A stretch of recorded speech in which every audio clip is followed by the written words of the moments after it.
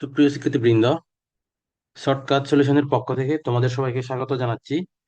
আজকে আমাদের ক্লাসটি হবে সপ্তম শ্রেণীর শিক্ষার্থীদের জন্য। আর আমরা আজকে যে ক্লাসটি করব সেটি সপ্তম শ্রেণীর ম্যাথ বইয়ের প্রথম অধ্যায়। প্রথম অধ্যায়ে আমাদের ছিল মূলত ও অমূলত সংখ্যা।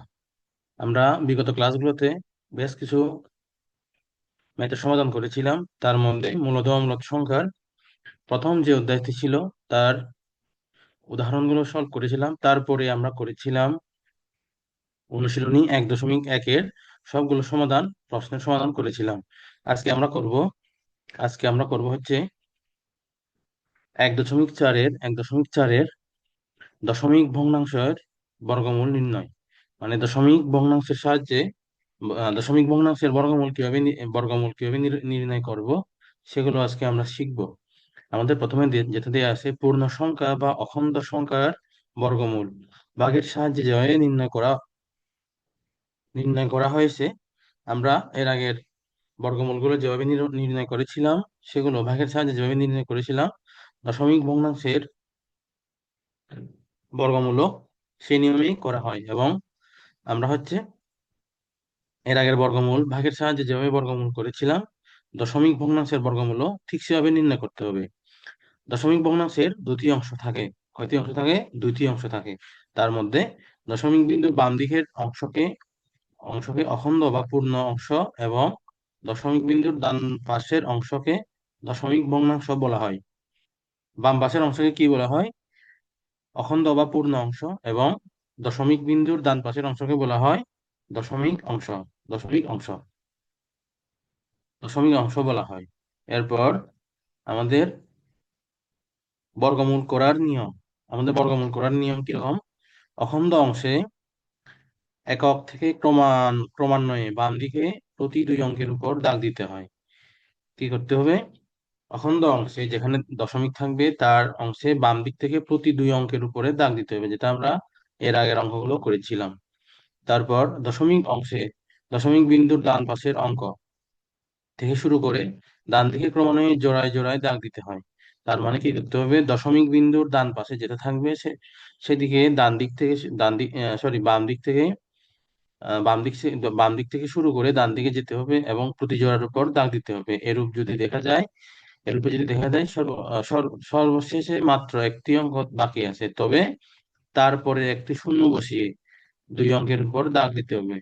তার মানে দশমিকের পরে যদি সর্বশেষ যদি একটি অঙ্ক দেখা যায়, তাহলে তার সাথে আরেকটি শূন্য বসিয়ে তার উপর দাগ দিতে হবে। একটি শূন্য বসিয়ে তার উপরে দাগ দিতে হবে। সাধারণ নিয়মে বর্গমূল নির্ণয়ের প্রক্রিয়ায় অখণ্ড অংশের কাজ শেষ করে দশমিক বিন্দুর পরের প্রথম দুটি অঙ্ক নামানোর আগে বর্গমূলে দশমিক বিন্দু দিতে হয়। তার মানে কি বলছে? সাধারণ নিয়মে বর্গমূল নির্ণয়ের প্রক্রিয়ায় অখণ্ড অংশের কাজ শেষ করে দশমিক বিন্দুর পরের প্রথম দুটি অঙ্ক নামানোর আগে বর্গমূলে দশমিক বিন্দু দিতে হবে। দশমিক বিন্দুর এক জোড়া শূন্যের জন্য বর্গমূলে দশমিক বিন্দুর পরে একটি শূন্য দিতে হয়। দশমিক বিন্দুর এক জোড়া শূন্যের বলছে এখানে। কি বলছে?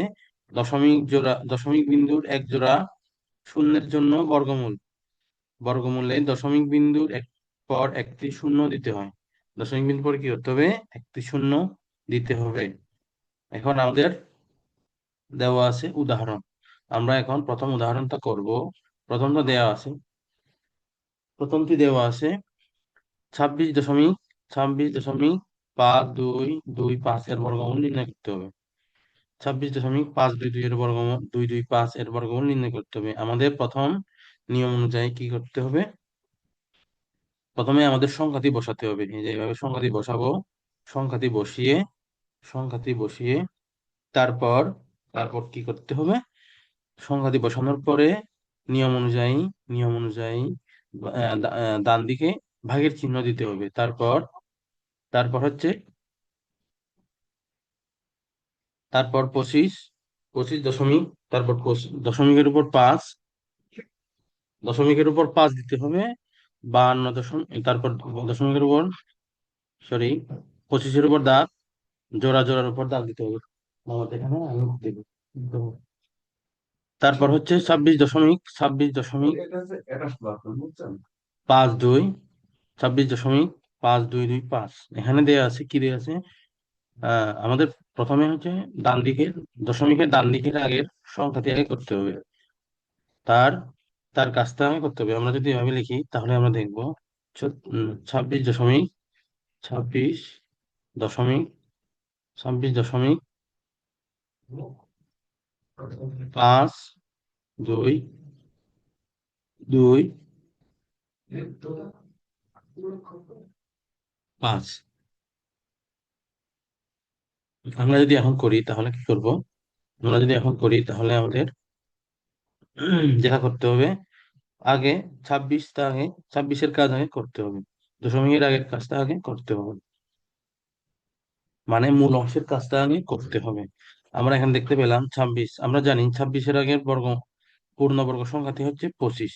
25, আমরা যদি 25-এর বর্গমূল করি তাহলে আমরা পাই 5। 5 5 25। এখন 26 থেকে 25 বিয়োগ দিলে পাই আমরা 1। তারপরে 5-এর দ্বিগুণ করলে,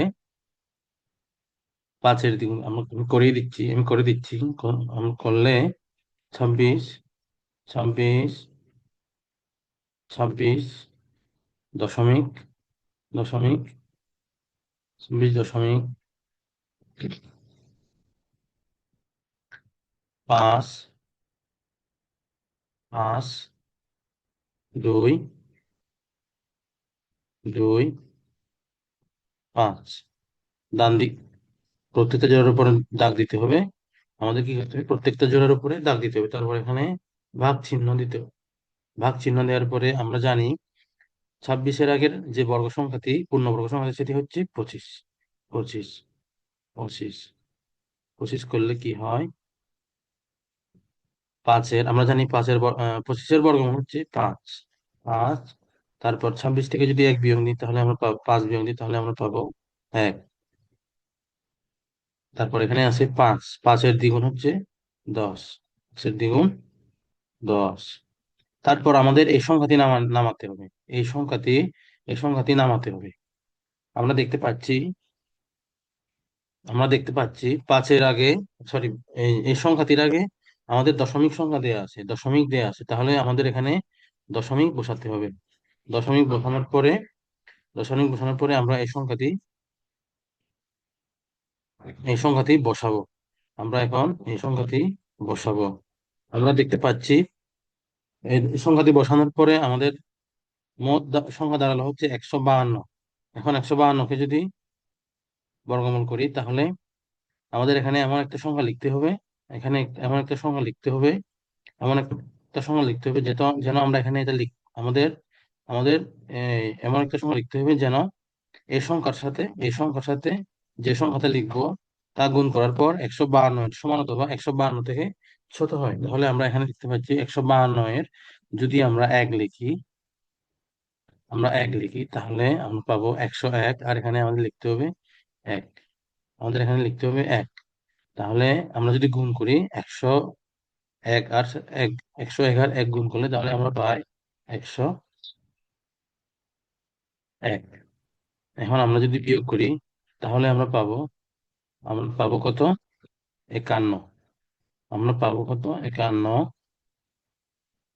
51। তারপর যে সংখ্যাটা বাকি আছে সেই জোড় সংখ্যাটা নামাবো। নামানোর পরে আমাদের এখানে দাঁড়ালো হচ্ছে 5,125। 5,125। আর আমাদের এখানে আছে 51। 51 51 51 দ্বিগুণ করলে আমরা পাই 51-এর দ্বিগুণ দ্বিগুণ করলে আমরা পাই 102। 102। তারপর আমাদের এখানে আরেকটা সংখ্যা লিখতে হবে আরেকটা সংখ্যা লিখতে হবে সেটা হচ্ছে, আমরা যদি এখানে 5 দিই, 5, তাহলে এখানে আমাদের 5 দিতে হবে। 5 দিতে হবে। এখন 5 আর 1025 যদি গুণ করি তাহলে এখানে আমরা পাবো 5 5-এ 25। হাতে আছে 2। তারপর 5 2 10। 10 আর 2 যোগ করলে হয় 12। তারপর এখানে যেহেতু 5, 5-এ আর শূন্য গুণ করলে শূন্য হয়, হাতে আছে এক, এক, তারপর পাঁচ একে পাঁচ, পাঁচ একে কত, পাঁচ। আমরা যদি বিয়োগ করি, আমরা যদি বিয়োগ করি তাহলে আমরা পাই শূন্য, তাহলে আমরা পাই শূন্য। সুতরাং আমাদের ভাগশেষ হচ্ছে শূন্য এবং ভাগফল হচ্ছে 5.15। সুতরাং নির্ণেয় বর্গমূল, নির্ণেয় বর্গমূল হচ্ছে 5.15। এরপরে আমরা যে অঙ্কটা করব সেটা উদাহরণ 2। উদাহরণ 2-এর যে অঙ্কটা দেয়া আছে সেটা 0.0000000029 এর বর্গমূল নির্ণয় করতে হবে।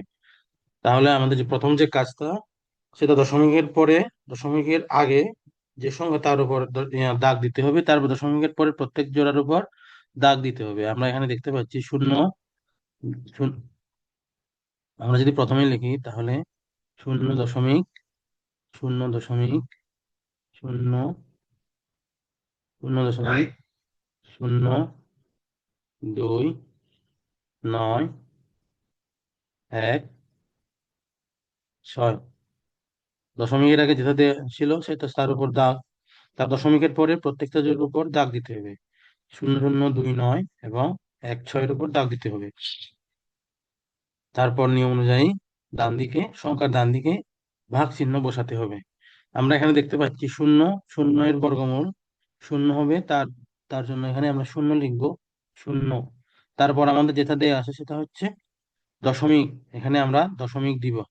দশমিক দেওয়ার পরে যেহেতু আমাদের এই শূন্য দিয়ে কোনো কাজ হবে না, তাহলে আমরা এই শূন্য এর জন্য এখানে আরেকটা শূন্য লিখবো, শূন্য এর জন্য একটা শূন্য লিখবো। তারপর আমাদের যেটা আছে সেটা 29, 29, এই যে 29।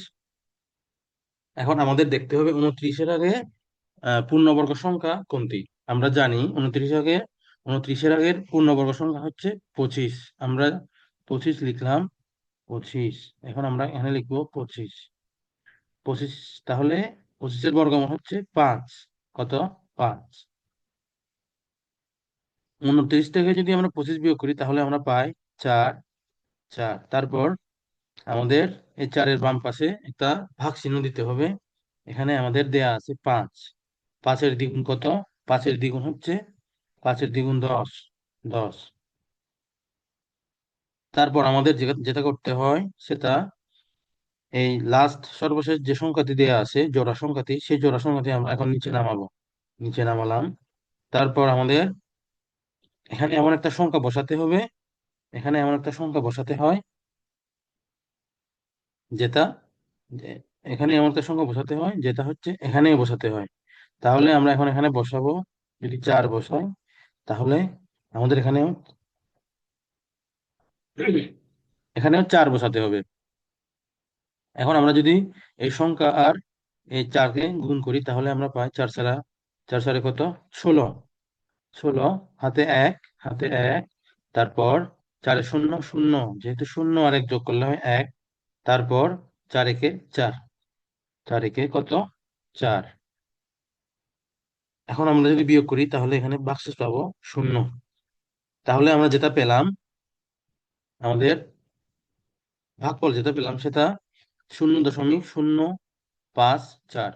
সুতরাং আমরা বলতে পারি আমাদের নির্ণেয় বর্গমূল হচ্ছে 0.054।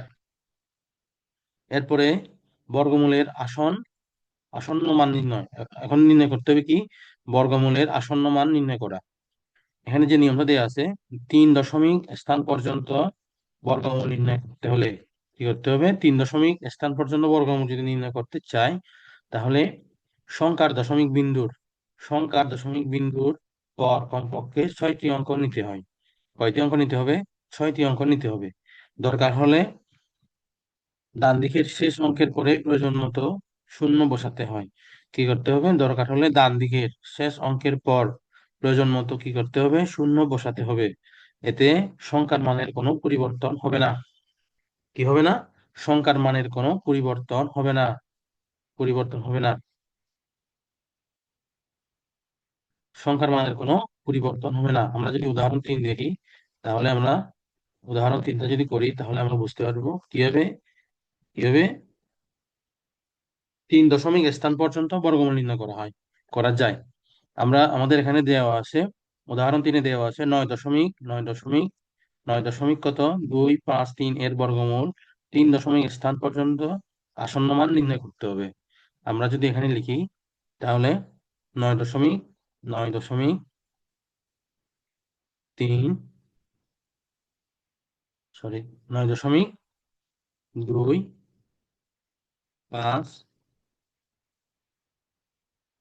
9.253।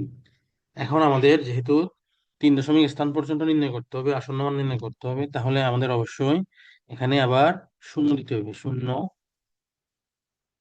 আমরা যদি ডান দিক থেকে জোড়ার উপরে দাগ দিই তাহলে আমরা সহজে নির্ণয় করতে পারবো। শূন্য, তারপর আরেকটা শূন্য, আরেকটা শূন্য, আরেকটা শূন্য, আরেকটা শূন্য। তাহলে আমাদের দাগ দিতে হবে, উপরে দাগ দিতে হবে। তারপর ভাগের চিহ্ন এখানে দিতে হবে। এখন আমরা দেখতে পাচ্ছি 9, দশমিকের আগে কি আছে, পূর্ণ সংখ্যা হচ্ছে 9। আমরা জানি 9-এর বর্গমূল হচ্ছে 3। 9-এর বর্গমূল 3। 9-এর বর্গমূল কত? 3। 3 × 9, 3 গুণ করলে কত হয়? 9 হয়। 9। এখন আমাদের যেটা দেয়া আছে সেটা দশমিক, যেহেতু এখানে দশমিক দেয়া আছে, তাহলে আমাদের এখানে কি করতে হবে? দশমিক বসাতে হবে। দশমিক বসাতে হবে। দশমিক বসাতে হয়। তারপর এই 25টা নামাতে হবে, জোড় সংখ্যাটি নামাতে হবে। জোড় সংখ্যাটি নামালাম 25। এখন 3-এর দ্বিগুণ কত? আমরা কত পাই? 3-এর দ্বিগুণ পাই 6। 3-এর দ্বিগুণ পাই কত? 3 × 2 = 6। এখন আমরা যদি এখানে 1 বসাই, 6-এর সাথে যদি 1 বসাই তাহলে হয় 61। আর 61 এখানে 1 বসাতে হবে। 61 আর 61 গুণ করলে হয় কত? 61। তাহলে 61 সংখ্যাটি 25 থেকে বড় হচ্ছে। এখন আমাদের কি করতে হবে? আরো দুইটা সংখ্যা নিতে হবে। এক্সট্রা কয়টা নিতে হবে? দুইটা সংখ্যা নিতে হবে। দুইটা সংখ্যা নেওয়ার পরে আমাদের এখানে কি করতে হবে? এখানে আরেকটা শূন্য দিতে হবে। যেহেতু পরপর দুইটা সংখ্যা নিলাম, তাহলে কি করতে হবে? আরেকটা শূন্য নিতে হবে, মানে শূন্য বসাতে হবে।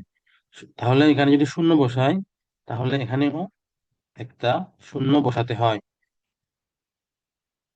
তারপর এখানে এমন একটা সংখ্যা বসাবো, আমরা এখানে বসাবো কত? 4। 4, এখানে যদি 4 বসাই তাহলে এখানেও 4 বসাতে হবে।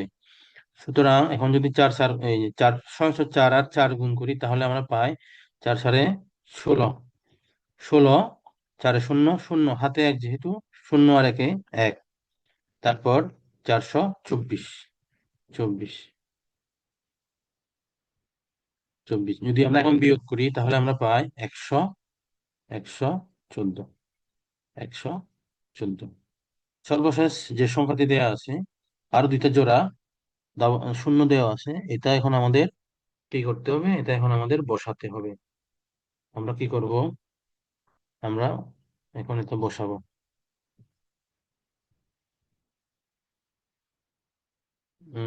এখানে একটা সামান্য মিস্টেক হয়েছে, সেটা সেটা হচ্ছে এই শূন্য না বসে এখানে আমরা 3 বসাবো। এখানে 3 কি বসাবো? 3। 3 যদি বসাই তাহলে এখন ঠিক হলো। 3টা বসানোর পরে ঠিক আছে। তাহলে আমরা এখানে পেলাম 114।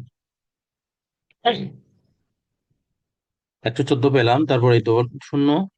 এখন আমরা যেটা বসাবো সেটা হচ্ছে এই সংখ্যাটা বসাবো। শূন্য শূন্য, আবার শূন্য বসাতে হবে, এই শূন্য দুইটা বসাতে হবে। শূন্য বসাতে হবে। শূন্য বসানোর পর এখন আমাদের কি করতে হয়? কি করতে হয়? 3 4 4 এর সাথে 2 গুণ করতে হয়। 3 4 সাথে 2 গুণ করলে আমরা পাই 608। 608। 608। 608 পেলাম।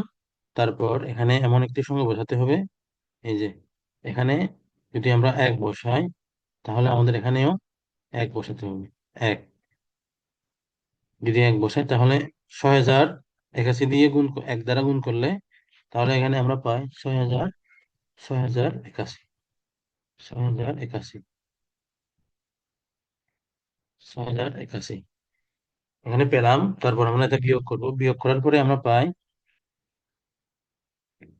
আমরা পাই হচ্ছে এখানে নয়, নয়, নয়, তারপর এখানে পেলাম, এখানে পাবো এক, এক, তারপর তিন, তারপরে পাবো পাঁচ। তারপর সর্বশেষ যে দুইটা সংখ্যা আছে, ডবল শূন্য, দুইটা শূন্য, এই শূন্য দুইটা নামাতে হবে, নামাতে হবে। তারপর আবার এই সংখ্যা দ্বারা, এই সংখ্যা দ্বারা এদিকে দুই দ্বারা গুণ করতে হবে। তাহলে এখানে আমরা পাই ৬,০০০, ৬,০০০, ৬,০৮২। আমরা পাই কত? ৬,০৮২। তারপর এখানে যে সংখ্যাটি বসাবো সেটি সেটি হচ্ছে ৮। ৮ যদি বসাই তাহলে এখানে আমরা পাবো, এখানেও ৮। এই ৮ বসানোর পরে আমরা কি করতে হবে, এখন গুণ করতে হবে। ৮ আর এই সংখ্যাটি গুণ করতে হবে। ৮ আর এই সংখ্যাটি গুণ করলে আমরা পাই ৮, ৪, ৮, ৬, ৬, ৬, ৬, ৬, ২, ৪, ২, ৪। তারপর যেটা আমরা পেলাম, তারপর বিয়োগ করার পরে আমরা পাবো ৪। আমরা পাবো কত? আমরা পাবো এখানে, আমরা পাবো বিয়োগ করার পরে আমরা পাবো ৪, ৫, ২, ৭ এবং ৬। সুতরাং আমাদের নির্ণয় যে মানটা পেলাম সেটা হচ্ছে ৩। যেহেতু আমাদের ৩ দশমিক স্থান পর্যন্ত নির্ণয় করতে বলছে, তাহলে এখানে আমরা পাবো কত? ৩.৩.০৪২। ২ কেন ২?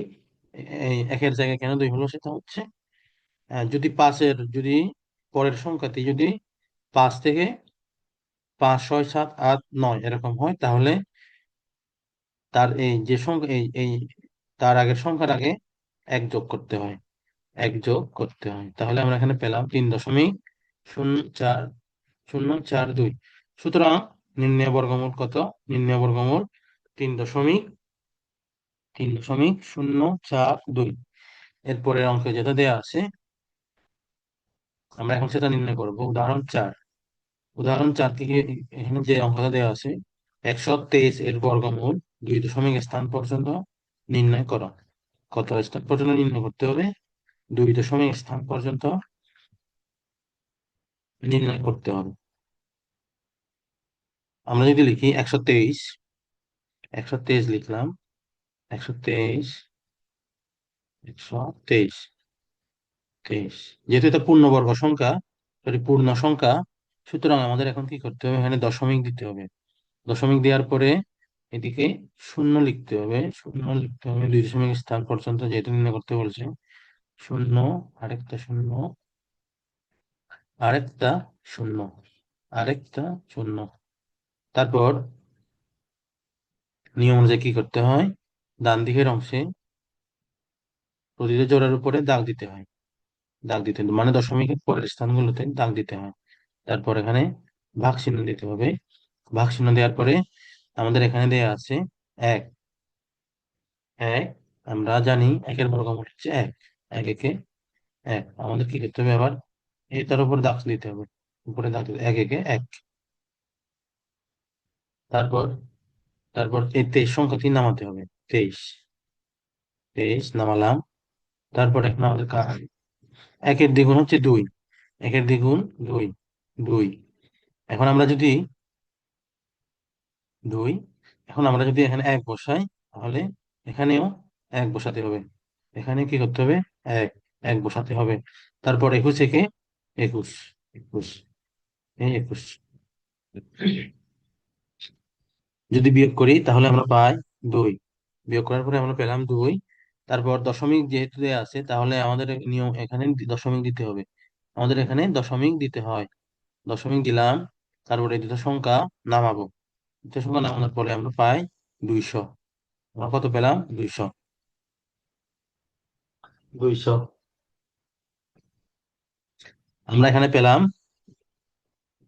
২০০। দুইশো এখন কি করতে হবে আমাদেরকে, যেহেতু 222 এখানে, তারপর এখানে যেটা দেয়া আছে 11, 11-এর দ্বিগুণ কত হয়? 11-এর দ্বিগুণ দ্বিগুণ হয় 22, 11 দ্বিগুণ হয় 22।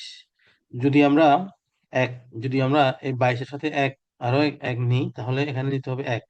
আর 221 আর এক যদি গুণ করি, তাহলে 221 হয়। তাহলে 200 থেকে 221 সংখ্যাটি বড় হয়। এখন আমাদের যেটা করতে হবে, আরে দুইটা সংখ্যা নিতে হবে, এখানে দুইটা সংখ্যা নামাতে হবে। দুইটা সংখ্যা নামালে আমাদের কি করতে হয়, এখানে একটা শূন্য দিতে হয়।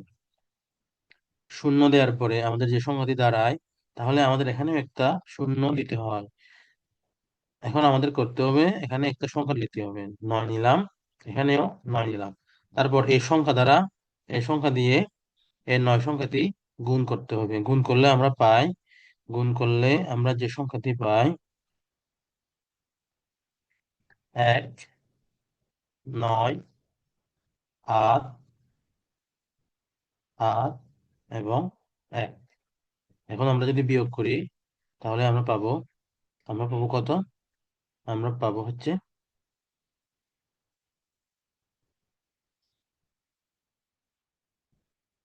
1, 1, 9, 0 আর 0। কত পেলাম? 0 আর 0।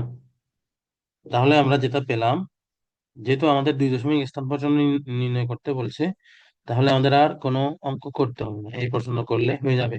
আমাদের নির্ণয় মান হচ্ছে, নির্ণয় বর্গমূল হচ্ছে 11.11.009, 0.9, 0 প্রায়। শূন্য না দিলেও, এই শূন্যটা না দিলেও চলবে, সমস্যা নাই, এটা না দিলেও চলবে। তাহলে আমরা পেলাম কত? নির্ণয় বর্গমূল 11.09 প্রায়, 0.9 প্রায়।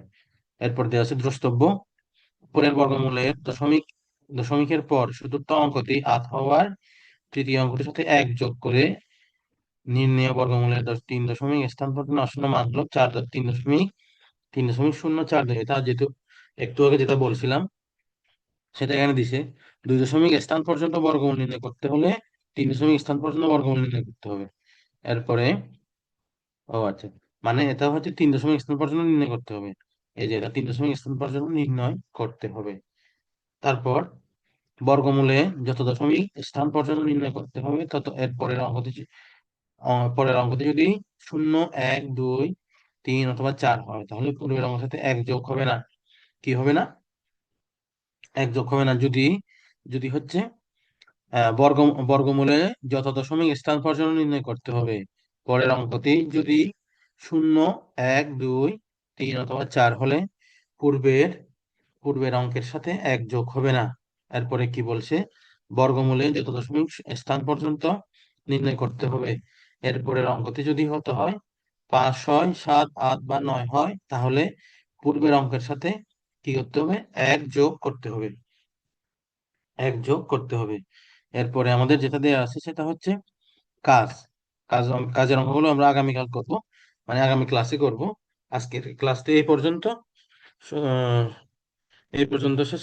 এই পর্যন্ত। তাহলে আমরা আজকের ক্লাসটি শেষ করব। শেষ করার আগে সবার প্রতি একটা অনুরোধ থাকবে, তোমরা যারা এখনো আমাদের চ্যানেলটি সাবস্ক্রাইব করোনি, শর্টকাট সলিউশনের যে চ্যানেলটি আছে আমাদের, এটা যদি এখনো কেউ মানে সাবস্ক্রাইব করো নাই, যারা সাবস্ক্রাইব করো নাই তারা অবশ্যই সাবস্ক্রাইব করবা। পরবর্তী যে ভিডিওগুলো আমরা আপলোড করব, যেন তোমরা আপলোড করার সাথে সাথে তোমাদের কাছে নোটিফিকেশন চলে আসে। সবাইকে ধন্যবাদ জানিয়ে আজকের ক্লাসটি শেষ করলাম।